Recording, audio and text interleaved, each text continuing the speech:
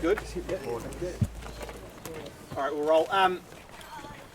For some context today, firstly, I want to acknowledge Mandy for the phenomenal welcome to the country and the Jiri Jiri dancers. How amazing was that? I also want to acknowledge Wurundjeri Wurrung country. Acknowledge that as a Tanarong man, I'm a visitor on your country, and thanks for having me. But how good was the young fella? That's what this is about. That's our future, and that's what this whole debate around the voice is. I want to particularly acknowledge the amazing Aboriginal leaders who are standing behind me. Inspire us every day for the work that they do. And we are now 35 days out from October 14 to truly galvanise this country. To galvanise this country for the better. Hopefully waking up Sunday, October 15th, a united country. And we can start chipping away at the disproportionate outcomes that Aboriginal and Torres Strait Islander people are facing across this country. We'll hear from three amazing leaders. Firstly, we'll hear from Ruben Berg, elected co-chair of the First Peoples Assembly. We'll then hear from Aunty Esme Bamblett, who's the CEO of the Aborigines Advancement League, where we are today. And then we'll hear from the all-inspiring Aunty Jill Gallagher-Ayo, who's the CEO of VATJO, but played an instrumental role in some key advocacy around the Uluru Statement from the Heart. But one thing I want to say in particular is the Uluru Statement from the Heart is an invitation to the Australian people. Not to our politicians, but to the Australian people. Why? Because we believe in them to deliver this change. For too long, we've seen governments fail our communities. And so that's why this referendum is so critical and time important and needs to happen. In 35 days, we ask the Australian people to walk with us and stand with us. This referendum will be, I guess you could say the referendum will be observed or happen in moments. The moments of when Australian people stand in the solitude of that election booth and decide whether they write yes or whether they write no. And we obviously hope that they write yes to truly galvanise this country. What does it mean for the everyday Australian on Sunday the 15th of October on the back of a successful yes vote? It means they get up to their family, they'll make their breakfast, they might go to a coffee shop, they'll walk their dogs. But for us, it'll truly change the barometer for our people. It'll give us an opportunity for the government and the Parliament of the day to listen to our communities on issues that disproportionately impact us. It'll give our kids the same start at life as every other Australian, and that's what's critically important. But I'll hand to Ruben Berg to take over.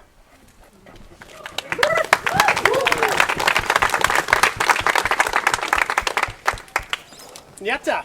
My name is Ruben Berg and I'm a co-chair of the First Peoples Assembly of Victoria, and it is truly amazing to be standing here alongside these remarkable leaders in our community to come and talk about the importance of the referendum and the importance of yes for this referendum. Unfortunately, things have become more complicated when we talk about the referendum than they need to be. This is a very simple proposal. It is about recognition and it is about listening. And if people are not sure, they should find out more. Go and read the actual proposal because it's very straightforward, it's very simple, and it will deliver better outcomes. And the vast majority of Aboriginal people support this referendum. We do want a voice. These remarkable leaders behind me from our community, we want a voice because we know that it will deliver better outcomes for our peoples. We do not want our issues to continue to be a political football. We do not want to be relying on the goodwill of politicians, on the goodwill of the media, for our voices to be heard. That's right. We want our voice in the Constitution so it will always be there. So we can always be there to provide our perspectives on the things that most affect us, because we know that's what gets better outcomes. When you listen to the people who are most affected, you're going to get better outcomes. All these amazing leaders behind me, they're working on the front line getting better outcomes, and they know that when we are listened to, we will get better outcomes. This is a simple proposal. It is about recognition. It is about listening. The vast majority of Aboriginal people support this. I'm going to be voting yes. These people behind me are going to be voting yes. And we encourage all Australians to walk with us and vote yes. We'll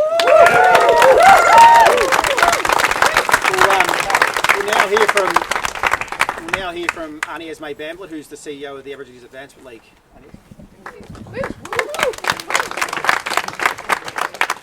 Thank you. My name is Esme Bamblett. I'm a Tangarong, Bangarang and Wiradjuri woman. Today I represent the oldest continuing Aboriginal organisation in Australia, the Aborigines Advancement League. She's 66 years old, and during those 66 years she's lobbied for a voice. There have been many times that the leaders have gone and asked Parliament, asked the King, asked the Queen to have a voice in this country. Today we're asking all Australians to vote yes. Why? Because we need to be included in the Constitution. We are the traditional owners of country. We want unity. We want all Australians to be united with us, as the reconciliation vision was, a united Australia. The voice will empower all of us. It'll empower our communities and they will thrive. And voting yes, it's, as Ruben said, it's simple. It's not complicated. Don't make it complicated. Do you want us included in the Constitution as a traditional owners of this country or not? Do you want our communities to thrive and be empowered or not? That's the simple answer. And I'm asking you all to vote yes. It will not impact negatively on anybody, but it will be positive for all of Australians. We will stand together as a united country and it'll be amazing and exciting. I want to wake up on the 15th of October. It's my grandmother's birthday. My grandmother passed away a long time ago, but she fought valiantly to have her voice heard in this country. And I want to wake up on the 15th of October and say, happy birthday, Nan. They voted yes. Thank you.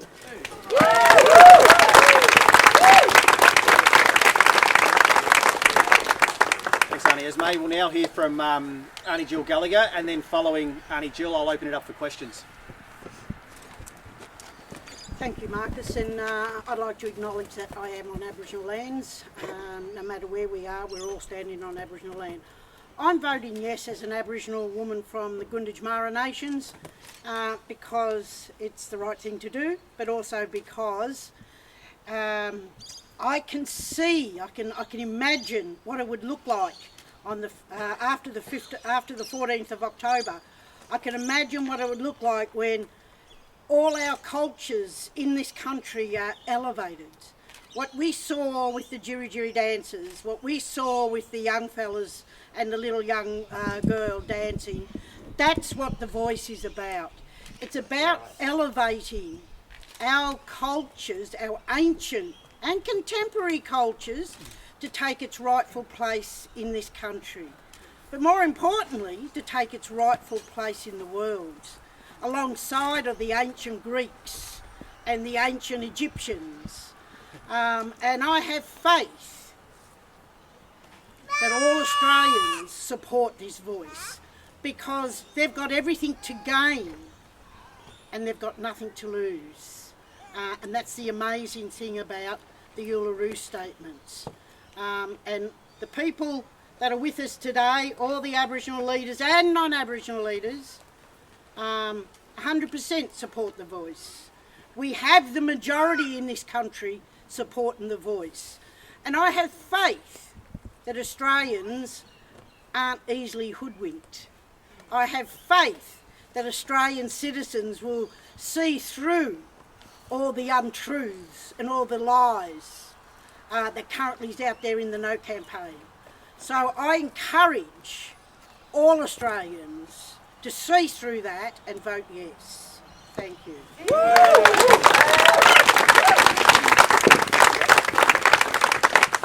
Okay, happy to take questions. Well, I guess, Marcus, a year ago we saw Albanese elected and a huge uproar of applause when he led with the voice. Seems like a very different picture when you look at media reports about polling now. Are you nervous at this stage? I'm not nervous because I have faith in the Australian people, and every conversation we have out there, we're converting votes because people are understanding what this is. They're not subscribing to the lies that are out there, and that's purely what they are. They're lies. As I said earlier, what we have here on the Sunday following a successful yes vote, the average Australian will wake up and it'll be business as usual. They'll go about their day, they'll walk their dog, they'll cook their breakfast. But for us, we move the dial. We actually have a mechanism to hold government, or have government listen to what our people are saying. Why does it have to be in the Constitution? Because this has to be above politics. It has to be about the Australian people and them walking with us. I'm not nervous whatsoever. But just to add to that question, I think it's important to remember what the polls are saying, and I don't know what they're saying, but I take your word for it, is not what we're hearing on the ground. That's right. So that's amazing, you know, that what the polls are saying is not what we're hearing on the ground. Lies in the media. Could you, elaborate a bit on what are people on the ground really telling you? People I have in contact with, yes. Aboriginal and non-Aboriginal people, supporting the voice. They see that it is a modest ask. They see that we've got everything to gain and nothing to lose. All of us as all citizens. So what I hear on the ground, and I'm not the only one here, all these people have families and friends and communities. I'm from the Gunditj Mara mob, and there's a lot of clans in Victoria, and a lot of clans have come out supporting a yes vote.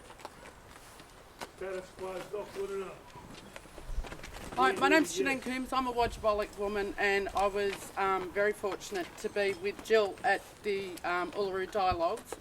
Just on your question around the polls, the only thing polls are good for, mate, is hanging electricity lines. That's first and foremost. And secondly, in 1967, we were counted as people. In 2023, we actually want to be we want to be heard. We need to be heard, I think. And as Paul Kelly said, if not now, when? Yeah, if not now, when? And if not us, who? Any more questions? Question for Auntie Jill, please. Some of the reporting around in the past kind of 6 months about Uluru and the dialogues, there has been some mistruths and different information. You were actually there. How has it been for you kind of hearing statements that there was a 23-page statement, all that sort of stuff coming out when you were actually there? How do you reflect on that? Well, I was interviewed, I probably shouldn't mention who I was interviewed by, but I was interviewed last Wednesday by a well-known radio presenter, and he asked me the same question, and I basically says, I've never seen those pages, so if you could email them to me, that would be really good, because there's only ever been one page. That's the truth.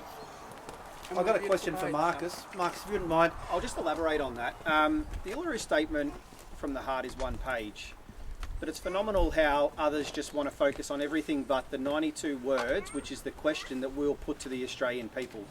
That's what matters. The question we'll put to the Australian people. Charles? Marcus, a lot of conservative media has been out there still sort of pushing along the fact that it's going to be elite appointed Aboriginal people to the local and regional groups and the national group.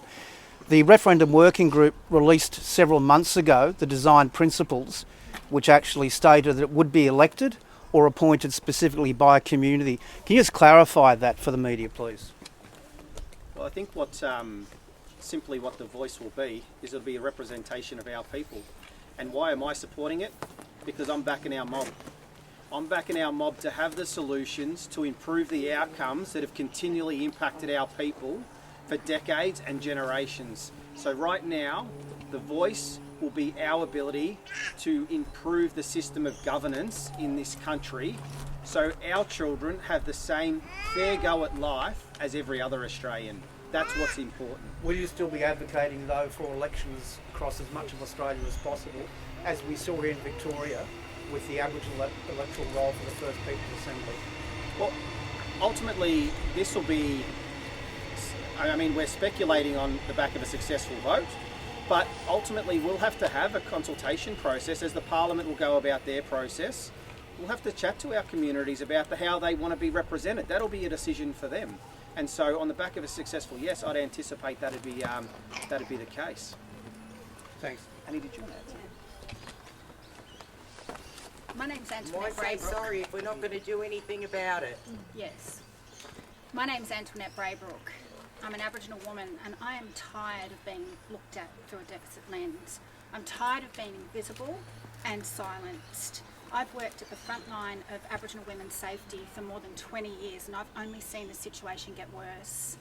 Today in our country, Aboriginal women are 32 times more likely to be hospitalised for family violence.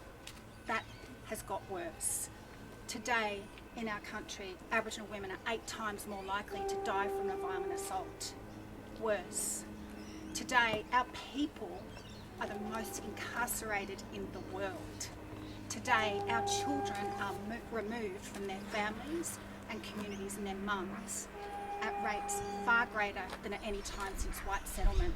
I want change and I'm voting for yes. And I want my mum to see change. And I want my nieces, my nephews and our future generations not to have to live how we've lived. Please vote yes. Woo. The Jack's getting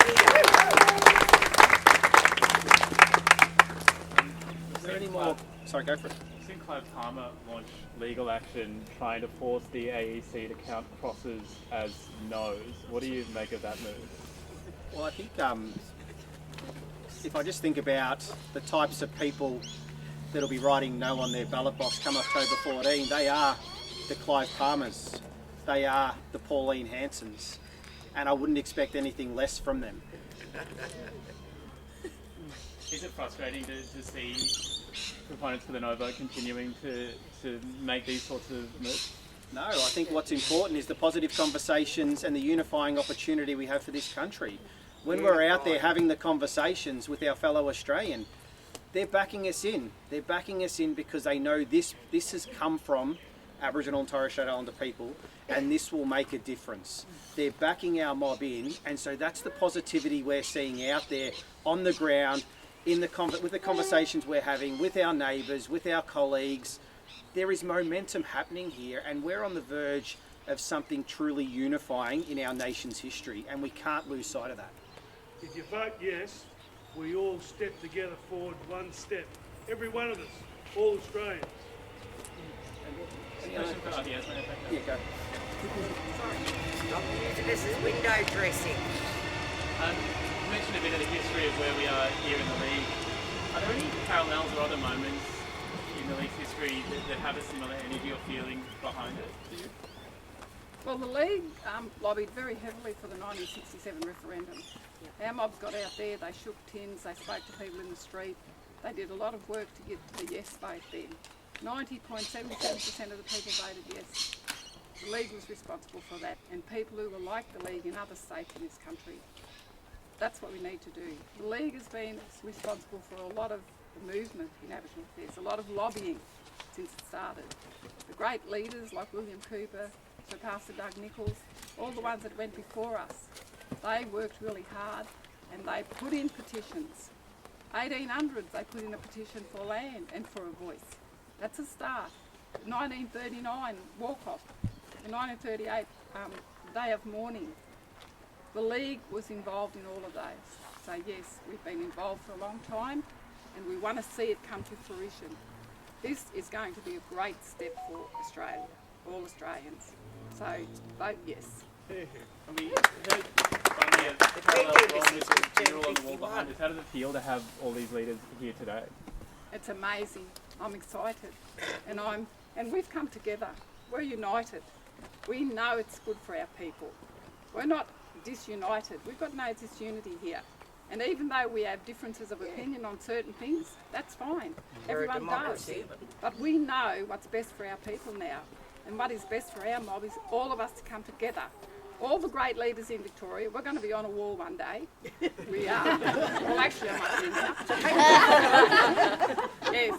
And people are going to say that we led here today and we're leading for the next 35 days or whatever.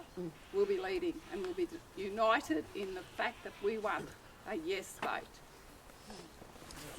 Our tent embassy just turned 51. For 51 years, we've had a tent back at Parliament House. If that's not asking for a voice, what's asking for a voice?